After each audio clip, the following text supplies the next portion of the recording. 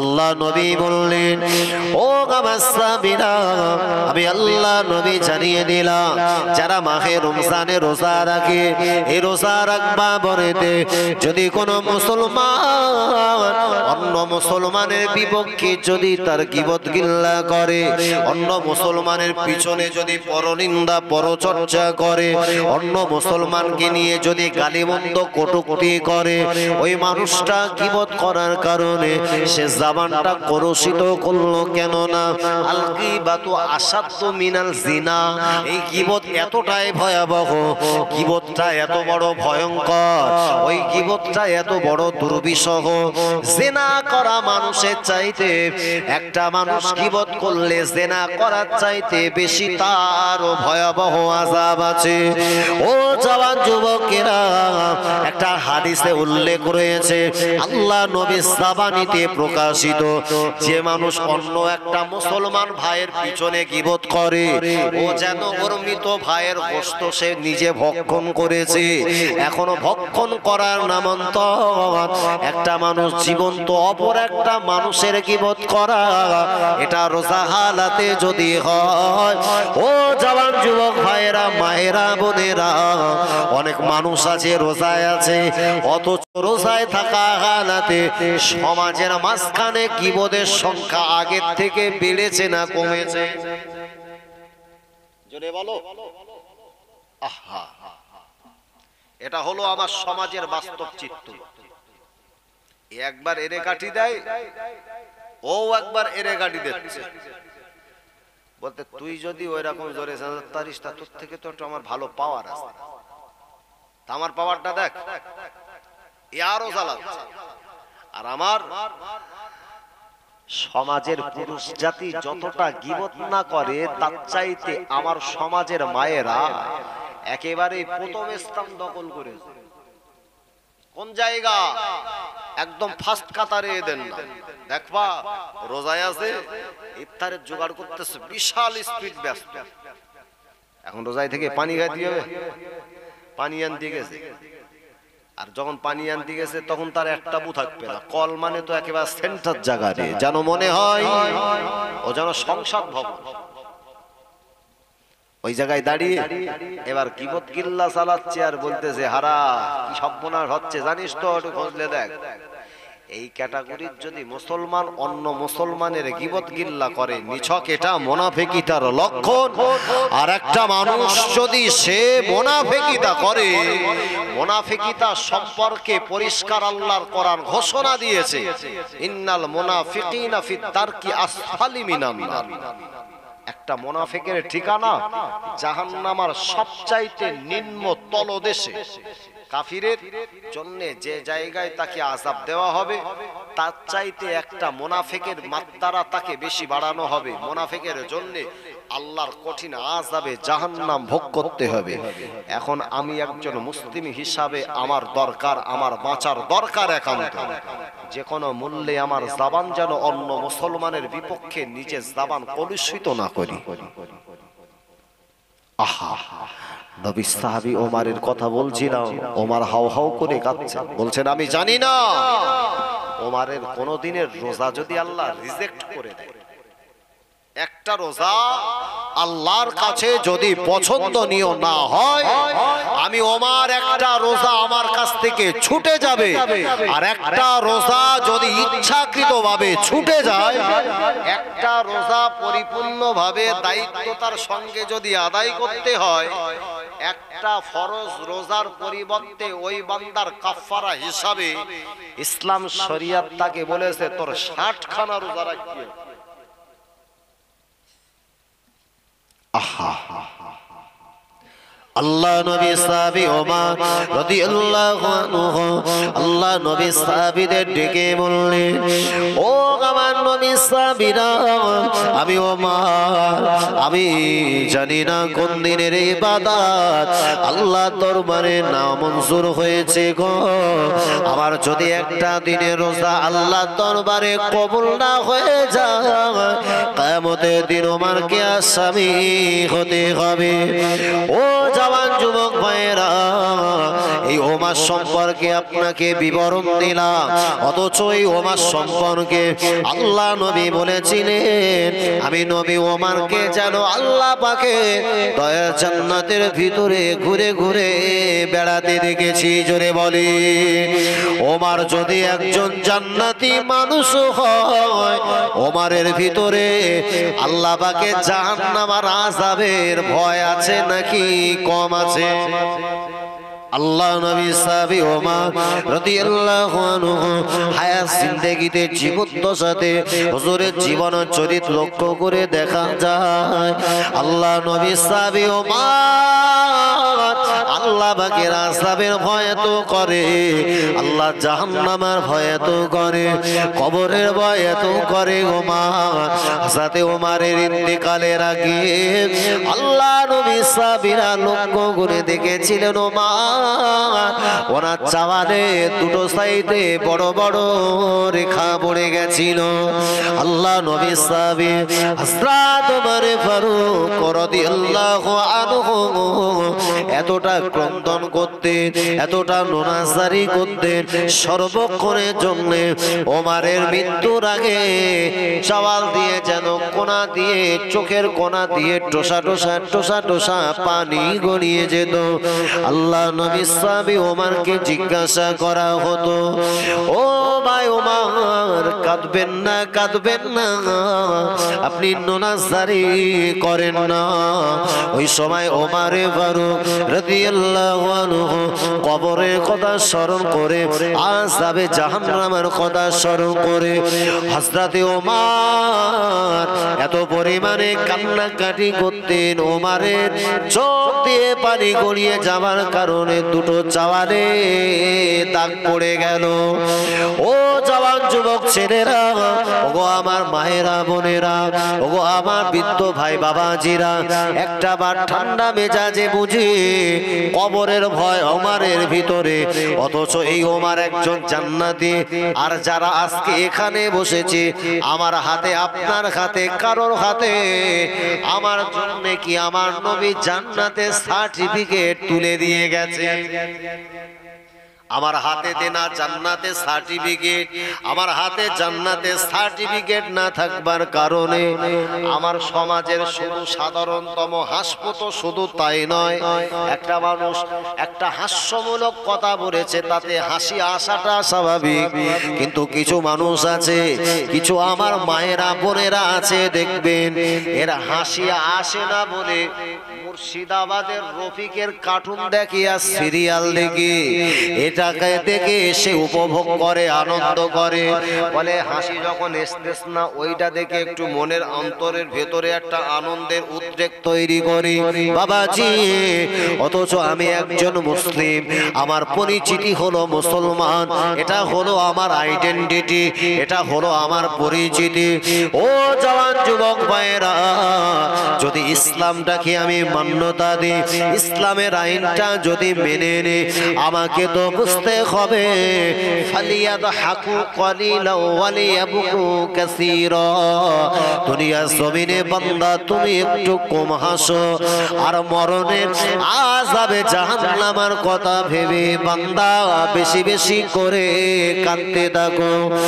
ও আমার ভাই বাবাজিরা, আমরা মরে যাব, মারা যাব, কবরে চলে যাব। ওই কবরের ভিতরে আমার আহাল পরিবার, আমার পরিবার পরিজন ও তাদের আনন্দের সঙ্গে তারা আমাকে জীবনের মতো বিদায় দেবে। কবরে চলে যাব, মারা যাব, ওই কবরে যাওয়ার আগে আমাকে একটু সামান আমাকে গ্রহণ করার দরকার আছে কি নাই? আল্লাহর কোরআনে সম্পর্কে বললেন, আল্লাযী খালাকাল মাউতা ওয়াল হায়াতা লিয়াবলুয়াকুম আইয়ুকুম আহসানু আমালা। আল্লাহর কোরআন বলেছে, ওগো জগতের মানুষেরা তোমরা শুনে রাখো, আল্লাযী খালাকাল মাউতা, আমি আল্লাহ তোমার জন্য আমি আল্লাহ মৃত্যু সৃষ্টি করেছি, ওয়াল হায়াতা, আমি বান্দা তোমার জন্য তোমার হায়াত দান করেছি, লিয়াবলুয়াকুম, আমি আল্লাহ একটা বার টেস্ট করব, একবার বাড়ি মেরে দেখব, আমি একটা বার তোকে বাজিয়ে দেখব, আমি তোর একবার যাচাই করব, আমি তোর একবার পরীক্ষা করব, আইয়ুকুম আহসানু আমালা, তোমাদের ভিতরে কোন মানুষটা আল্লাহর সৎকর্ম পরায়ণশীল বান্দা হয়েছে, আমি আল্লাহ একটা বার দেখতে চাই।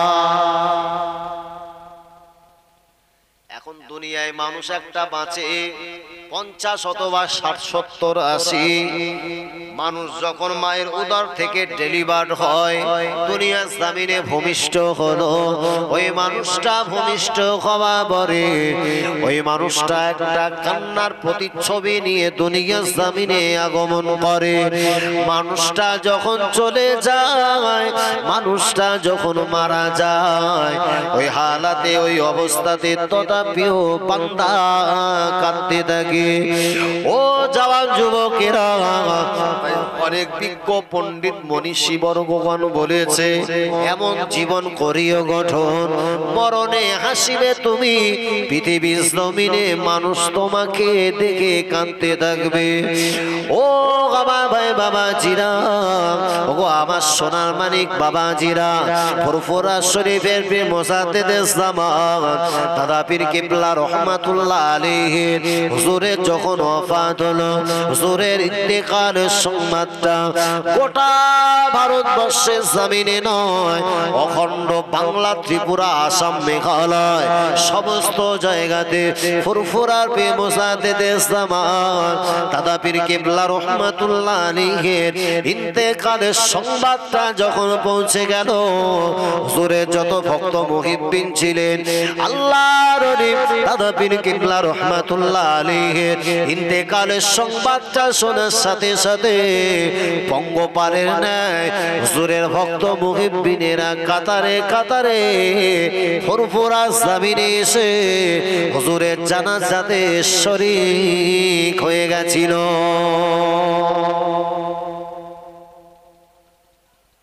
আল্লাহর ওলিকে মানুষ জানাজা পড়ার জন্য দাঁড়াতে বান্দা পারে না, লাখো লাখো মানুষ ওই মানুষের ভিড়ের মাঝখানে যে যেখানে পারে ওখানে দাঁড়িয়ে জানাজার নামাজের নিয়াত করে দাঁড়িয়ে যায়। ওই জানাজার নামাজ পরিসমাপ্তি করে আল্লাহর ওলি জানাজা পড়বে। কোন মানুষের আল্লাহর ওলি দাদা পীর কিবলা রহমাতুল্লাহ আলাইহির ভক্ত মুহিব্বিনেরা এত পরিমাণে নোনাজারি করেছিলেন, এত পরিমাণে কান্নাকাটি করছিলেন, আহারে জগতের বুক থেকে একটা মূল্যবান আমরা বস্তু হারিয়ে ফেললাম।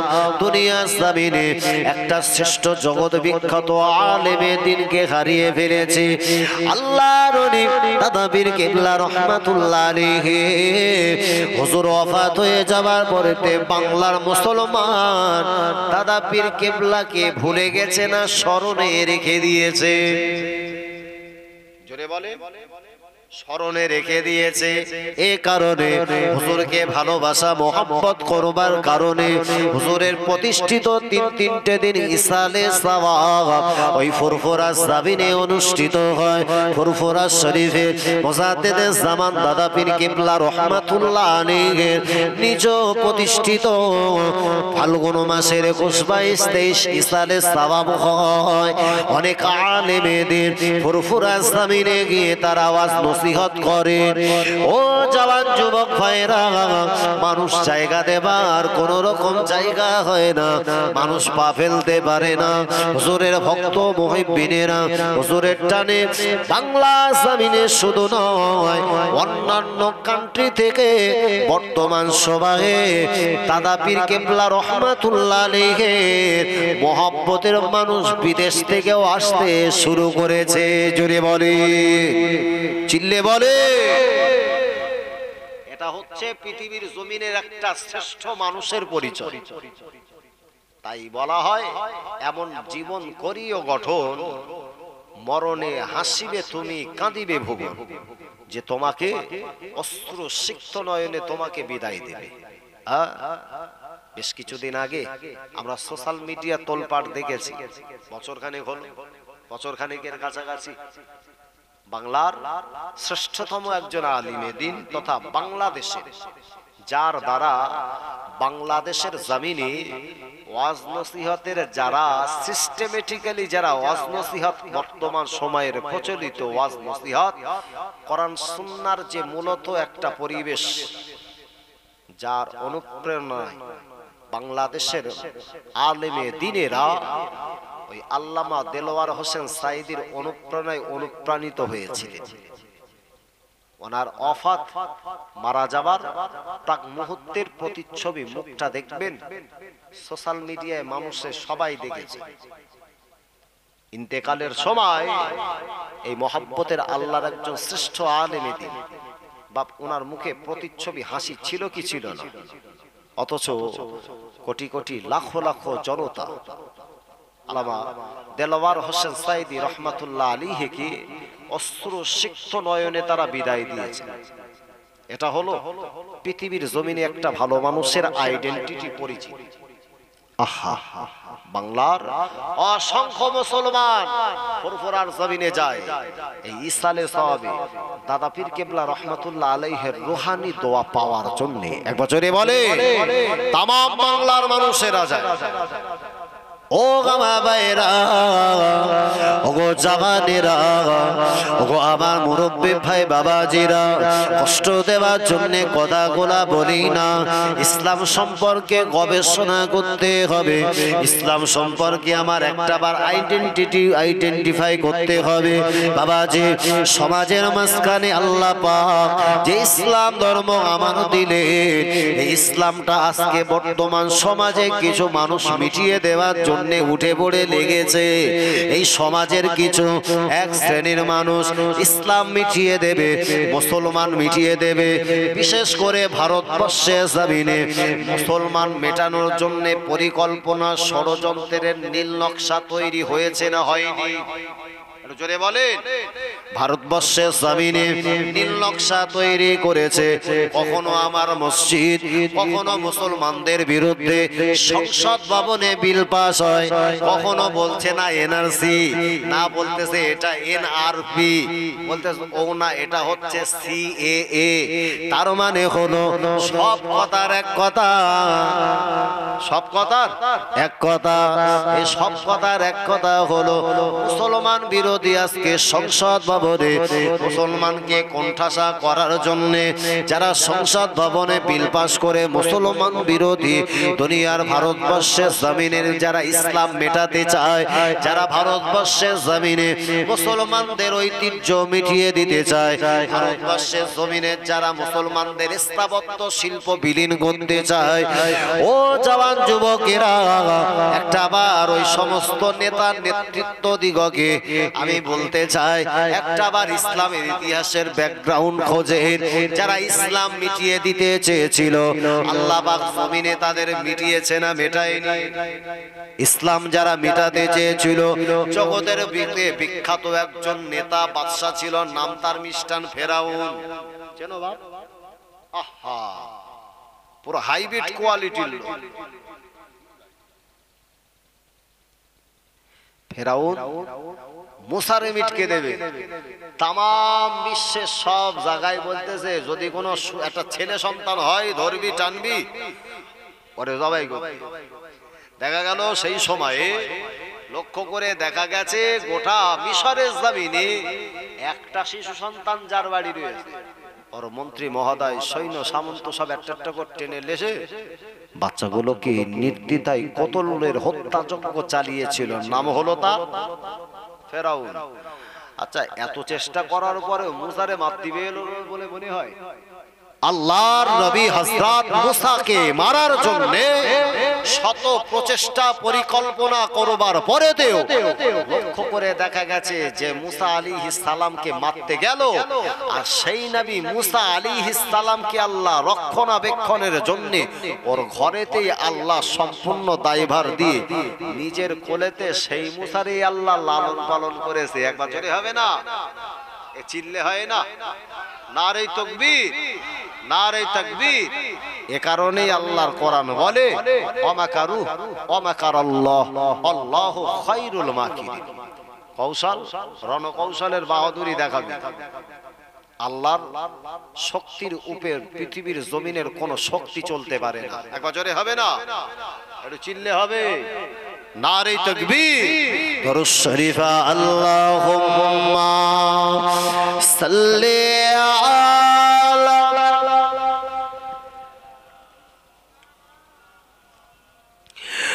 আলা আলি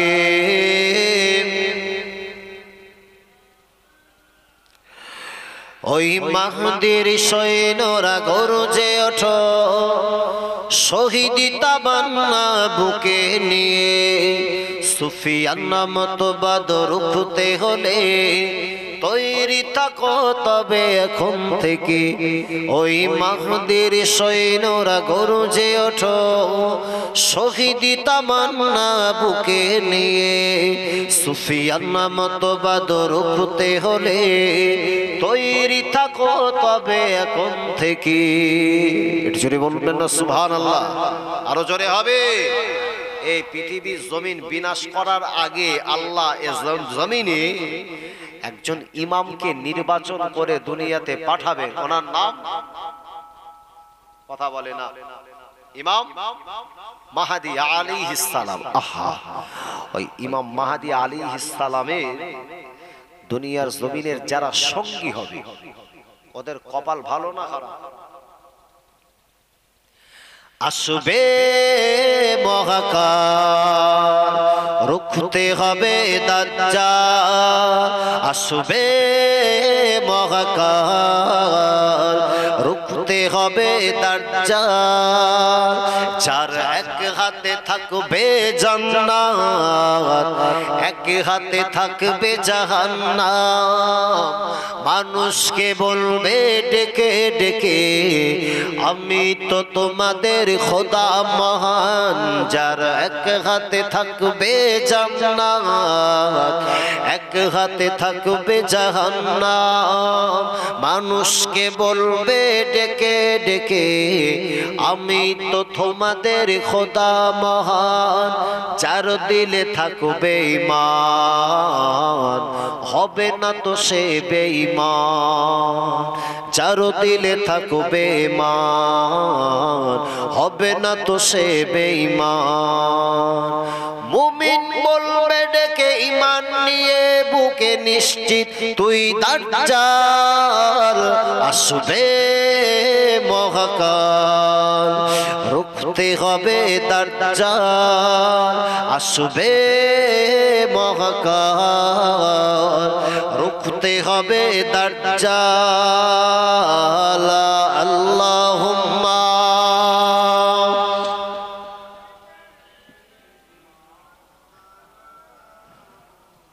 বাবা একটু সবাই জবান ছেড়ে পড়ি না বাবা। ওয়ালা আলি।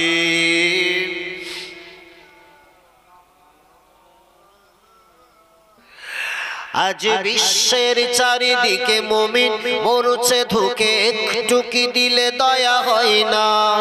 ওরে কাপুরুষ ঘরে বসে ভাবছো হিসাব কষে, এখনো কি সময় হলো না? গোটা বিশ্বের জমিনে মুসলমান, বিশেষ করে ফিলিস্তিনের জমিনে মুসলমান নির্বিচারে গায়ের কম অমুসলিমের দ্বারা নির্যাতনের শিকার হচ্ছে না? হচ্ছে না? আহা, আজ বিশ্বের চারিদিকে মুমিন মরছে ধুকে, একটু কি দিলে দয়া হয় না? ওরে কাপুরুষ ঘরে বসে ভাবছো হিসাব কষে, এখনো কি সময় হলো না? মুমিনরা হয়ে যাবে মাসুলুম, গাজওয়ায়ে হিন্দ ভাঙাবে ঘুম। মুমিনরা হয়ে যাবে মাসুলুম, গাজওয়ায়ে হিন্দ ভাঙাবে ঘুম। পদে পদে আসবে মুসিবত, পড়বে চারিদিকে পাপের ধূম। মূর্খরা গড়বে সমাজ, উঠে যাবে এলে মোলাজ। মূর্খরা গড়বে সমাজ, উঠে যাবে এলে মোলাজ। আসছে কায়ামত রুখতে মুসিবত হাকছে আযান বেলাল, আসবে মহাকাল রুখতে হবে দাজ্জাল। আসবে মহাকাল রুখতে হবে দাজ্জাল। আল্লাহুম্মা